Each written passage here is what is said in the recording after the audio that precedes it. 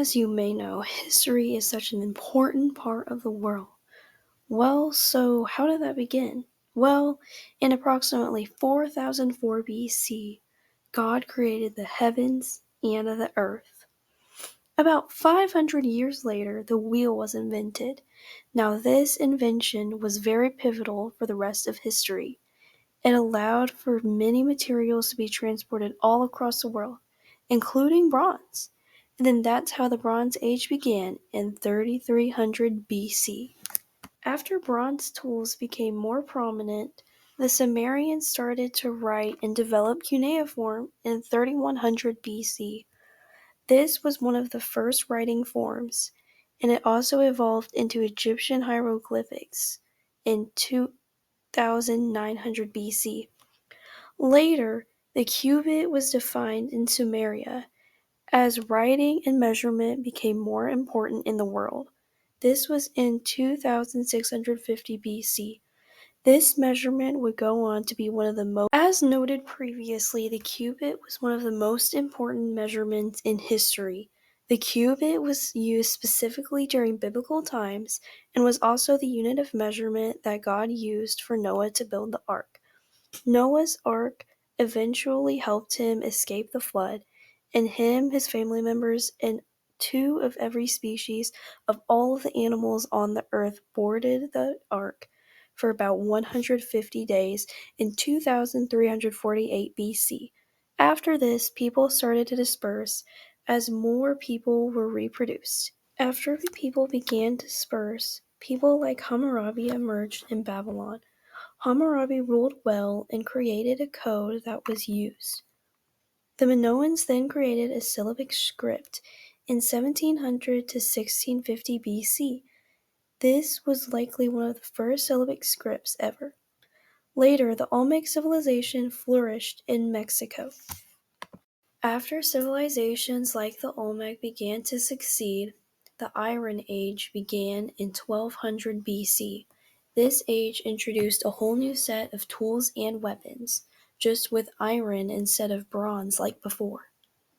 This iron went on to help construction for future civilizations in history. After bronze expanded as a material, Rome was founded in 753 BC. After this period, culture began to grow in Rome from 750 to 725 BC. After culture in Rome began to grow, it was spread everywhere around Europe. Alexander the Great was then born. This gave him the advantage to conquer Egypt and enter Jerusalem in 332 BC as he grew up to become a great military leader. His entering of Jerusalem allowed for Jesus Christ to be born later in Bethlehem in 4 BC. Afterwards, after Christ was crucified, Nero started to persecute Christians in 64 AD. Even though Christians were persecuted by Nero in 64 AD, churches and Christianity still grew. Churches were established in 100 to 200 AD as Christians started to fight against their persecution and turn to Christ. We still see this today. It's unfortunate that persecution of Christians, even though started in 64 AD, is still seen today. Afterwards, Diocletian came to power in 285 AD. Later, the Edict of Milan was signed in 313 AD, allowing for more freedom for Christians. After the rise of Christianity due to the Edict of Milan in 313 AD, the Western Roman Empire fell, also due to military reasons, economic reasons, and political conflicts. Years before the Western Roman Empire fell, countries like Saudi Arabia felt its influence. After its fall, Muhammad was born, and a lot of people were thrown into Muslim armies. In 632 AD, Muhammad died. At this point, Islam was starting to become a more prominent religion. The Battle of Tours occurred in 732 AD, which was a battle against France and the Muslims. The Battle of Tours prevented Islamic advances into Western Europe. This allowed for Alfred the Great to become the king of the Anglo-Saxons in 886 AD. Later, because of his influence, the Kingdom of England became unified in 927 AD. In order to finish what was started in the Battle of Tours, the English knights got involved in the First Crusade to assist in battle in 1095 AD. Later, the Second Crusade began in 1144 AD.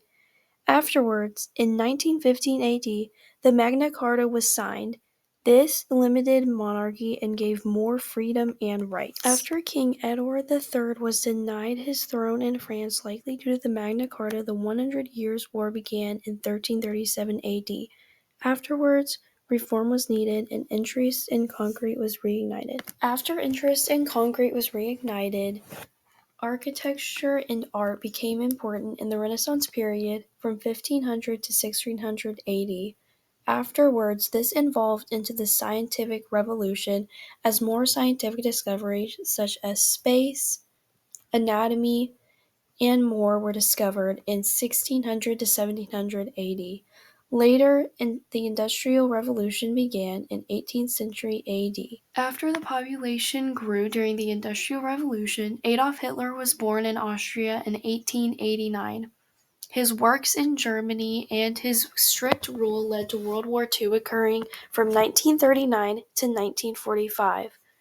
As weapons started to develop and strategies of war grew after World War II, the 9/11 terrorist attack in 2011 on the two Twin Towers in New York City occurred. Well, folks, that's all for World History in 7 minutes. I hope you enjoyed. Thank you for watching.